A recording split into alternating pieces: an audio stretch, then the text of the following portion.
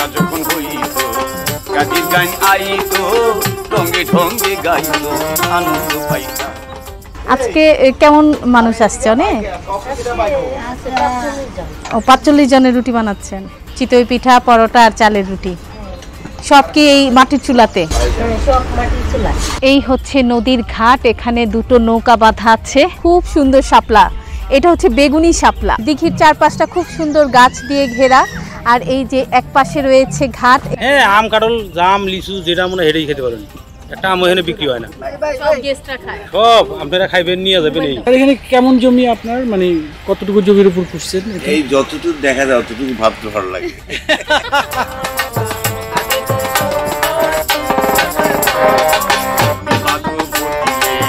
পঞ্চায়েতের বলে গরিব কাঙালেরা বিচার পাইতা। বিবাদ ঘটিলে পঞ্চায়েতের বলে গরিব কাঙালেরা বিচার পাইতা। মানুষ ছিল সরল, ছিল ধর্মবল। মানুষ ছিল সরল, ছিল ধর্মবল। এখন সবাই পাগল বড়।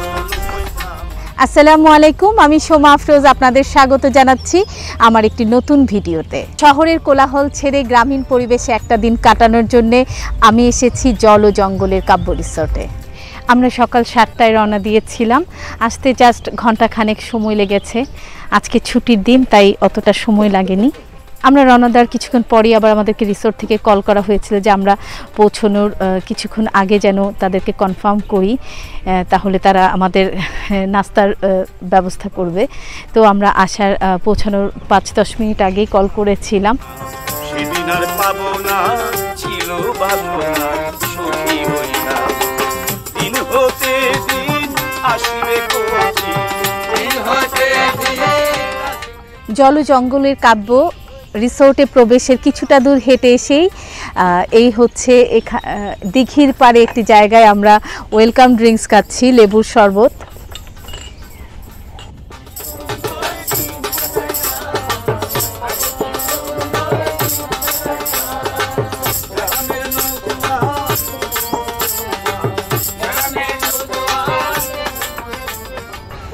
এটা হচ্ছে আমাদের রেস্টরুম। এখানে একটা বড় খাট রয়েছে, সোফা আছে, 2 সেট সোফা, চেয়ার দেয়া আছে, সামনে ডাইনিং টেবিল খাওয়ার জন্য। আর আমাদের রেস্টরুমটা একটা সুন্দর একটা বিশাল বট গাছের নিচে। এই যে বট গাছ, এই বট গাছের নিচেই আবার একটা চাতাল রয়েছে, সেটা বিলের উপরে। এখানেও ফ্যান রয়েছে, সুন্দর বসার জায়গা রয়েছে। এই বসার জায়গাটা একদম পানির উপরে, নিচে লাল শাপলা, উপরে বসে খুব সুন্দর বাতাস। আমাদের কটেজটার পরেই আবার বিলের মাঝখানে একটু জায়গা দ্বীপের মতো, সেখানে আবার আরেকটা কটেজ, বসার জায়গা, ওখানেও আরও 2টা পরিবার আছে। এই রিসোর্টের প্ল্যানিংটা খুব সুন্দর, চারপাশ দিয়ে পানি দিয়ে ঘেরা, মাঝে যে ছোট ছোট দ্বীপের মতো জায়গাগুলো, সেখানেই ছোট্ট ছোট্ট কটেজ মানে দিনে থাকার মতো, রাতে থাকার কিন্তু না, রাতে থাকার কোনো ব্যবস্থা নেই, কারণ চারপাশ খোলা, উপরে শুধু ছাদ রয়েছে আর বাঁশ দিয়ে তৈরি। আমাদের কটেজের কাছেই চা কর্নার, যেখানে রয়েছে সারা দিনের জন্য চা আর কফি খাওয়ার আনলিমিটেড সুবিধা। এরপরেই বাউলদের গানের আসর।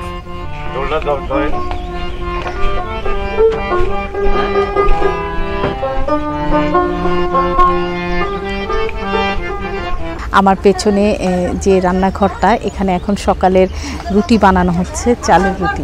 আজকে কেমন মানুষ আসছে? অনেক 45 জনের রুটি বানাচ্ছেন। এখানে শুধু চালের রুটি, আর ওই পাশে কি চিতই পিঠা? আচ্ছা,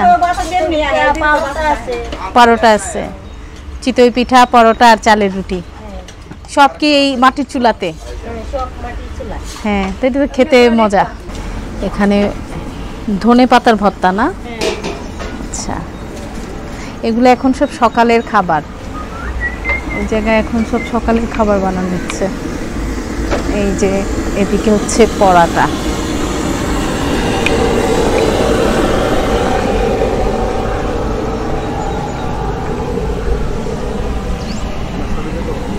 এখনই দিবে মনে হয়, বানাচ্ছে।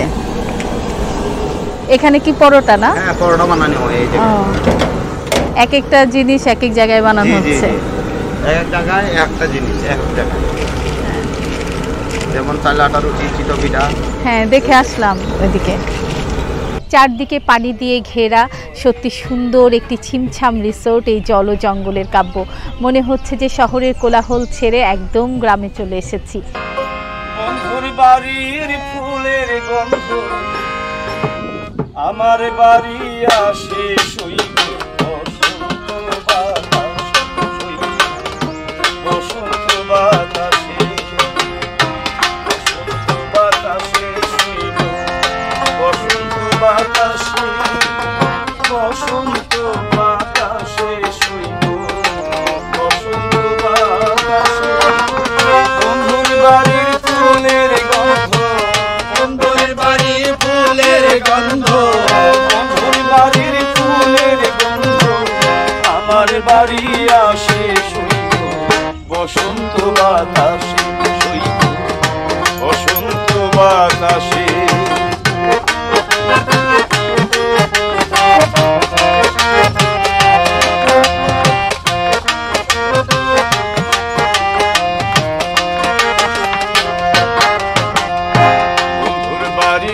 বাগানে নানান বনের ফুল, বন্ধুর বাড়ির। এখন বাজছে সকাল 8:30। আমাদের নাস্তা চলে এসেছে। আমাদের আজকের নাস্তায় রয়েছে চিতই পিঠা, পরাটা, চালের আটার রুটি, মুরগির মাংস, ছোলার ডাল, সবজি, সুজির হালুয়া আর হচ্ছে ধনেপাতা ভর্তা।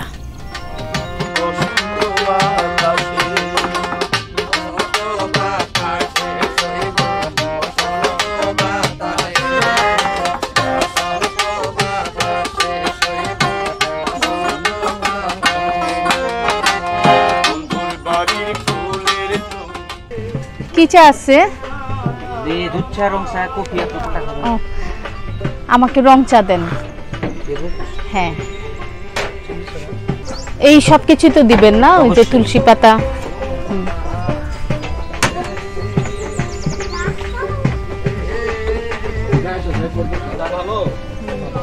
চা দুধ জাল কম হয়েছে স্যার, দুধ তো আরো ঘন হইব। বসাইছি 1 ঘন্টা হয়েছে। এটা কি গরুর দুধ? গরুর দুধের চা। আমি অবশ্য মশলা টি খাচ্ছি। মাত্র নাস্তা শেষ করলাম, নাস্তা শেষ করে চা খেতে এসেছি। এটা হচ্ছে এখানকার চা সেন্টার। অনেক রকমের চাই পাওয়া যাচ্ছে, দুধ চা, রং চা, তারপর কফিও আছে। সারাদিনই আনলিমিটেড চা। কুমাইল।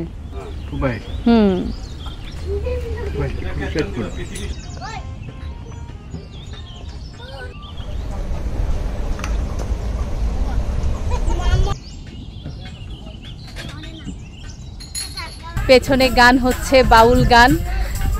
একের পর এক সুন্দর সুন্দর গান গাইছে বাউলরা। একজন গান গাইছে, একজন একতারা বাজাচ্ছে, ঢোল বাজাচ্ছে, আবার খঞ্জনি বাজাচ্ছে। মনে হচ্ছে যে একটা সেই ছোটোবেলায় ফিরে গিয়েছি। অনেক ছোটোবেলায় মনে আছে গ্রামে যখন যেতাম দাদুর বাড়িতে এরকম বাউল গানের আসর বসতো। তো অনেক দিন পরে যেন সেই সময়টাকেই ফিরে পেয়েছি মনে হচ্ছে। এটা আরেকটা কটেজ। পুরো রিসোর্টটা জুড়ে শুধু ফড়িং আর ফড়িং, অনেক ফড়িং আর দেশীয় সব ছোট ছোট পাখি। এই জল জঙ্গলের কাব্যে আসার জন্য আপনার খরচ হবে জনপ্রতি 2000 টাকা করে, আর ছোট বাচ্চাদের জন্য 3 থেকে 11 বছর পর্যন্ত 1000 টাকা। সাথে যদি ড্রাইভার এবং সহকারী থাকে তাহলে তাদের জন্য 1000 টাকা। এখন বর্ষাকাল, তাই চারপাশটাই নদী দিয়ে ঘেরা, কিন্তু শীতের সময় আবার একটু চেঞ্জ হয়ে যায়। তখন এক পাশে নদীটা, এই পাশটাতে নদী থাকে, আর এই দিকের এই জায়গাটাতে আবার ধান ক্ষেত থাকে।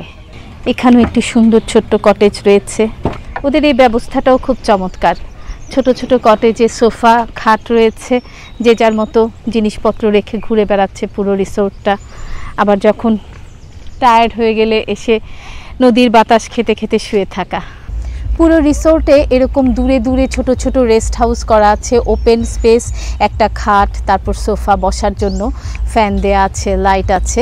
তো এভাবেই যারা গেস্ট আসছে আলাদা আলাদা করে দূরে দূরে সব বিশ্রামাগার রেস্টরুমগুলো রয়েছে, যেখানে বসে ঘুমানো যাচ্ছে, যেমন এখানে একজন ঘুমাচ্ছে। আলাদা আলাদা গ্রুপের জন্য আলাদা আলাদা রেস্টরুমগুলো রয়েছে। এই ওপেন রেস্টরুমগুলোতে খাট আছে, সোফা আছে, এবং যারা যে খাওয়ার জন্য টেবিলও একই জায়গায় দেওয়া আছে, যাতে প্রত্যেকের খাবারটা আলাদা হয়। যেহেতু এখানে অনেকেই আসে, অনেক গ্রুপ গ্রুপ করে আসতে হয়, মিনিমাম 10 জনের গ্রুপ প্রয়োজন হয় এখানে আসতে। তো সেভাবেই এখানে ব্যবস্থাটা করা আছে। সারাদিন ঘুরে ক্লান্ত হয়ে গেলেও রেস্ট নেওয়ার কোনো অসুবিধে নেই।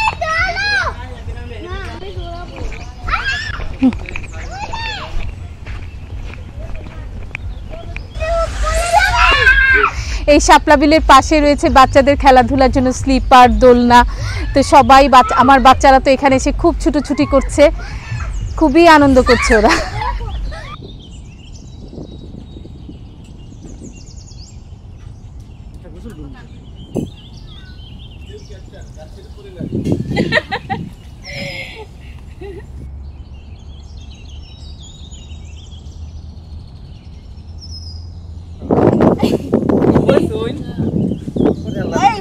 ইয়াল্লাহ করছুন যে কি থেমা দিয়া দাঁড়ান, থেমা দিয়া দাঁড়ান, গটকি মারে খাইও না, থেমা দিয়া দাঁড়ান।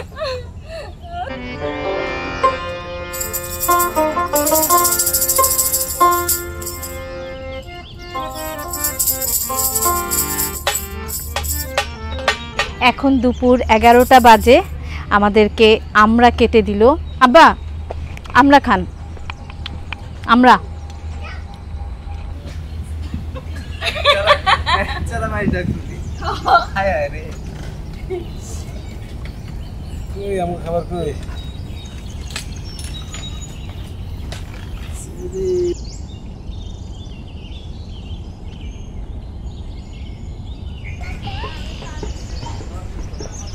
চা খাবেন? চলেন।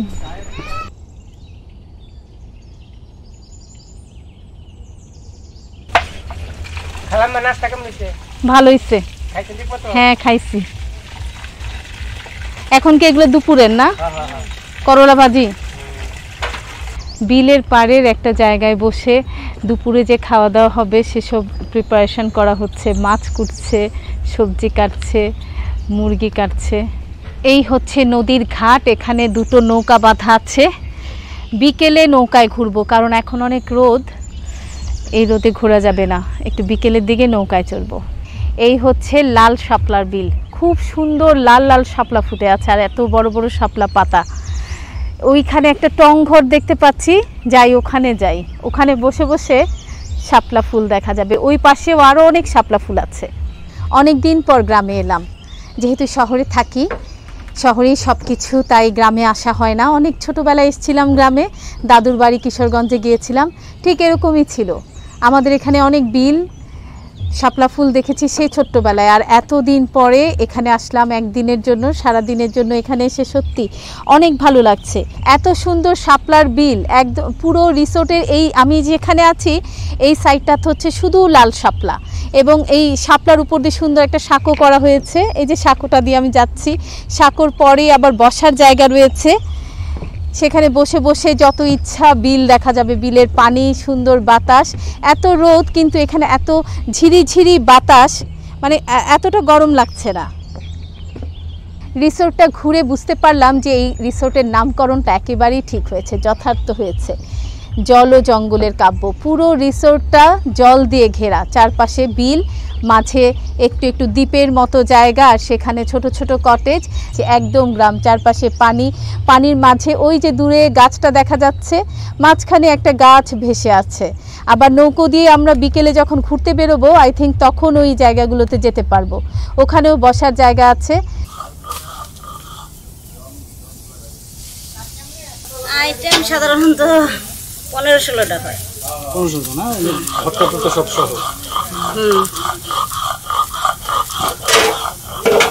বাবুর্চি কি আপনি? আমি আমার কোলাগো 7-8টা গ্রুপ চালাইতে পারি একসাথে। মানে হাইস্ট কতজন মানুষ আমরা? 500-600 পর্যন্ত নিতে পারি। একটা গ্রুপ। সমস্যা হয় না? একটা তখন আমরা অতিরিক্ত গ্রুপ নেই, একটা গ্রুপ নেই।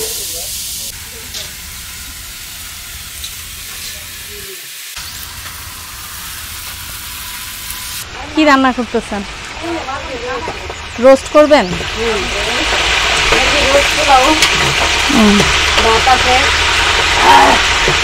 ভাতের সাথে মাছ, বেগুন ভর্তা না? আপনাদের পোড়ানো সিস্টেমটা ভালো। এটা কি মাছ? রুই? রুই মাছ। রুই মাছ কি ভাজা? আর এটা কি শুটকি না? এটা এখানে বড় বড় সব মাটির চুলায় রান্না বান্না হইতেছে। কচুর মুখি দিয়ে কি মাছ রান্না করবেন? রুই মাছ, শিং মাছ।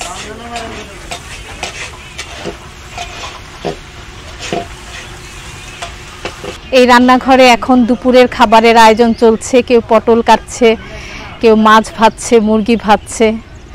দুপুরের রান্নার সব আয়োজন। মাছ ভাজা হচ্ছে, শুটকি রান্না হচ্ছে, বড় বড় সব মাটির চুলায় রান্না হচ্ছে। এখন প্রায় দুপুর 12টা বাজে। অনেকক্ষণ এসেছি সেই সকালে। খুব সুন্দর দিনটা কাটছে। মনেই হচ্ছে না যে কোনো রিসোর্টে এসেছি বা মনে হচ্ছে যে নিজেদেরই কারো পরিচিতদের বাড়িতে এসেছি বা নিজেরই গ্রামের বাড়িতে এসেছি। এরকম ভালো লাগছে, আপন মনে হচ্ছে।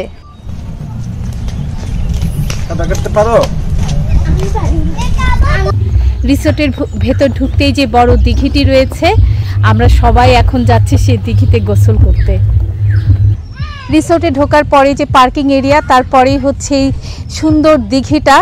দিঘির পাড়ে খুব সুন্দর একটা জাম্বুরা গাছ, গাছ ভর্তি জাম্বুরা।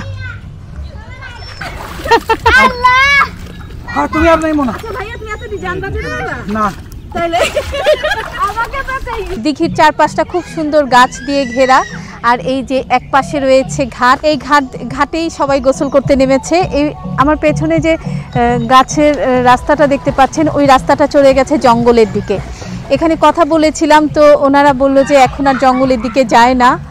আর যেহেতু অনেক রোদ, তাই আমরাও এখনও যাইনি, হয়তো বিকেলের দিকে একটু ওদিকটা ঘুরে আসবো। আমাদের দুপুরের খাবার চলে এসেছে, একদম গ্রামীণ খাবার, মাটির চুলায় রান্না করা, খুব সুন্দর স্মেল আসছে।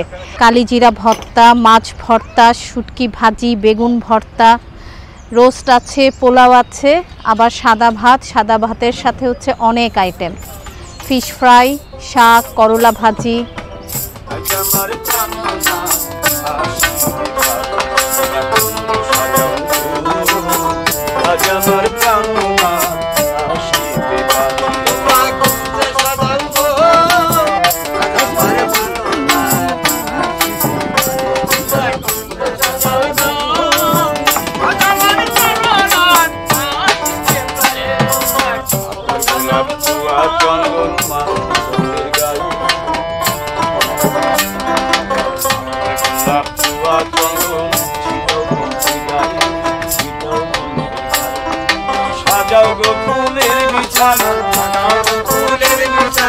সাজাও গো ফুলের বিছানা, পবিত্র অন্তরে সখী কুঞ্জ সাজাও গো, আজ আমার প্রাণেরা।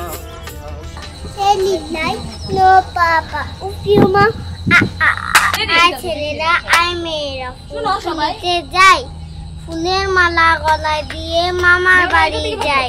ওইখানে যে বাস করে কানার বগিচা, ওই বগিটি খাস কি? পান্তা ভাত চাস কি? পান্তা আমি চাই না, পুঁটি মাছ পাই না, একটা যদি পাই অমনি ধরে গাবুস গাবুস খাই। তুমি বন্ধু কালা পাখি, আমি জানো কে, বসন্তকালে তোমায় বলতে পারিনি। তোমার আকাশ, তোমার বাতাস, আমার প্রাণে, ও মায় আমার প্রাণে বাজায় বাঁশি। ভুবনে প্রিয় মোয়াম্মা বেরোনে দুনিয়া, আটাতে বাঁচাতে পিছুলিয়ায়।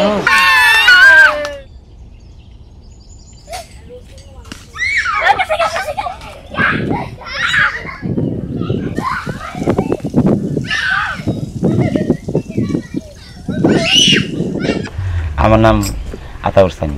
আপনারা কি শুধু এখানেই গান করেন? এখানে করি, বাইরেও করি। বাইরেও করেন? হ্যাঁ। কতদিন ধরে এদের সাথে আছেন? এখানে আছি প্রায় 10 বছর। 10 বছর তো অনেক দিন। মানে যেদিন গেস্টরা থাকে সেদিনই আসেন বোধহয়, না? সেদিনই আমাদের থাকতে হয়। আপনাদের গান শুনতে সকাল থেকে তো শুনতেছি, খুব ভালো লাগছে, সুন্দর গান গান। সারাদিনই মোটামুটি দেখা যায় গান গাচ্ছেন, এক একজন যে যার মতো এসে শুনে, না? হ্যাঁ, আপনাদের জন্য আমরা গাইতেই থাকি। আমার নাম নগেন্দ্র। নগেন্দ্র, কত বছর ধরে বাজান আপনি? অনেক বছর নিশ্চয়ই। ছোটবেলা থেকে সব। হ্যাঁ।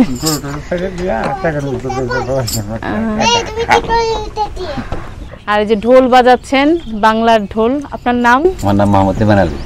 আপনিও কোনাবাড়িতে থাকেন? আচ্ছা, আর এখানে প্রোগ্রাম করেন? আমি ঢোল অনেকদিন ধরে বাজাই, আমার ছোটবেলা থেকে ঢোলের খুব আগ্রহ আর কি। যেখানে বাউল গান হইতো সেখানে যে বসে কাছে বসে থাকতাম। আচ্ছা। যে ঢুলিয়াল আসতো না, বুগলে বসে থাকতাম, দেখতাম যে কিভাবে বাজায়। আমার একটা গান গাইবে গেলে গাইতে পারি না, কিন্তু তাল উঠাইতে পারেন। মানে গান গাইলে গাইতে পারব না, কিন্তু আমার ঢোলের প্রতি খুব আকর্ষণ আগে থেকে।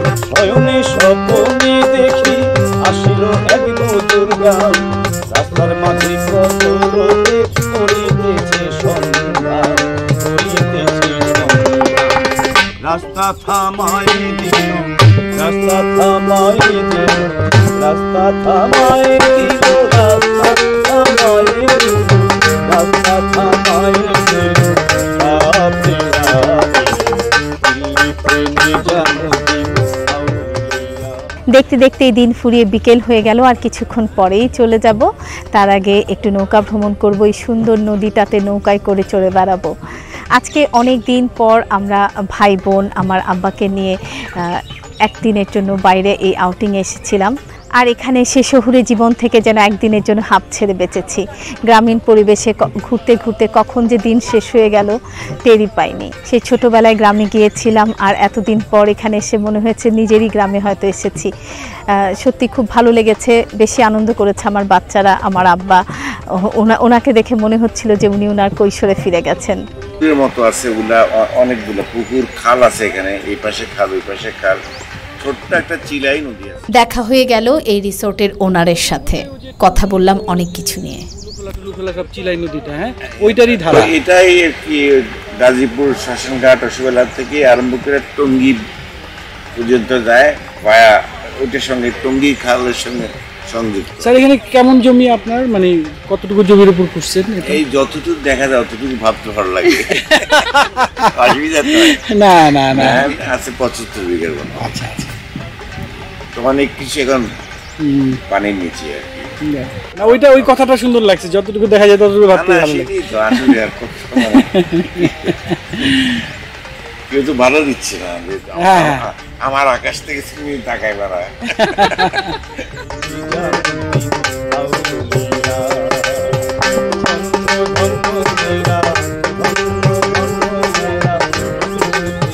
আমার নাম ফজল। কতদিন ধরে আছেন এখানে? এটা 2007-এ তনির আছি। হ্যাঁ, 2007-এ তুমি এই জায়গায় কাজ করছি। আপনাদের আতিথেয়তা ভালো লাগে, আলহামদুলিল্লাহ। আপনারা যখন খুশি হয়ে থাকেন, ওই খুশি আমাদেরও ভালো লাগে। আবার আইসেন, এখন তো গরম, একটু আমের সিজনে আইসেন, আম কাঁঠালের সিজনে একটু ওই সময় গরম থাকলেও ভালো লাগে আর কি। অনেক আম কাঁঠাল খেতে পারবেন। হ্যাঁ, আম কাঁঠাল, জাম, লিচু, যেটা মনে হয় সেটাই খেতে পারেন। একটা আম এখানে বিক্রি হয় না, সব আপনারা খাইবেন, নিয়ে যাবেন। এই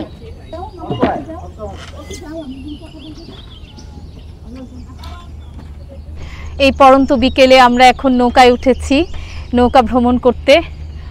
পুরো নদীটাই নৌকায় করে ঘুরে বেড়াবো। কিছুক্ষণ আগে কথা বলছিলাম এই রিসোর্টের ওনারের সাথে, তো ওনার সাথে কথা বলে যেটা জানলাম, এখানে এই যে পুরো নদীটা এখন দেখছি, এটা তো বর্ষাকাল, তাই পুরো জায়গাটাই পানিতে ডুবে গেছে। আসলে এখানে একটা ছোট্ট নদী আছে যার নাম হচ্ছে চিলাই নদী।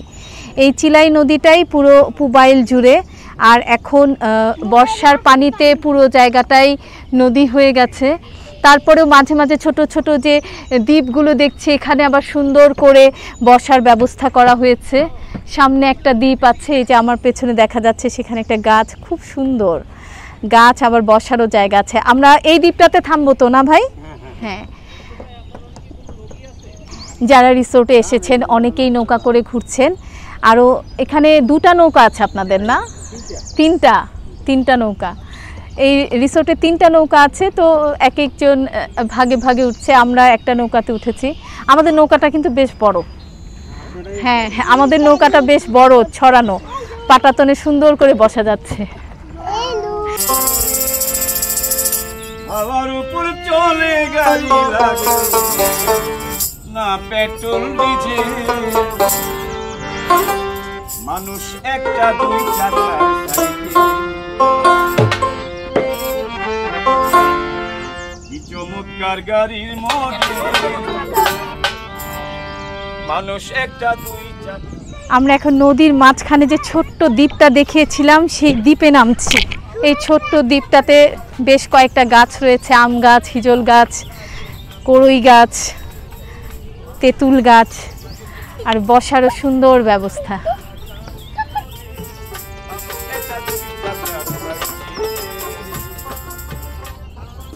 এখানে নদী থেকে লাল শাপলা তুলেছিলাম। দাদা একটু কেটে দেন, নিয়ে যাই। এইটুকু কাটেন, পানিতে রাখলে তো থাকবে। পানি মিশিয়ে দিলে রাতে সব ফুটবে না? আচ্ছা, এই ডাটাগুলো থাকবে। 2 দিন থাকবো। বিকেলে যাওয়ার আগে আবার বিকেলের নাস্তা তালের পিঠা।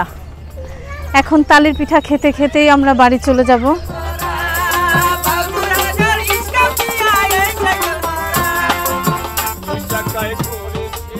আমার আজকের এই ভিডিও ভালো লাগলে লাইক, কমেন্ট, শেয়ার করতে ভুলবেন না। আর যারা আমার চ্যানেলটি সাবস্ক্রাইব করেছেন তাদের অনেক ধন্যবাদ। যারা এখনও আমার চ্যানেলটি সাবস্ক্রাইব করেননি, আমার চ্যানেলটি সাবস্ক্রাইব করবেন, বেল বাটন প্রেস করে রাখবেন যাতে নোটিফিকেশান আসার সাথে সাথে ভিডিও দেখতে পারেন। সবাই ভালো থাকবেন, সুস্থ থাকবেন। আল্লাহ হাফেজ।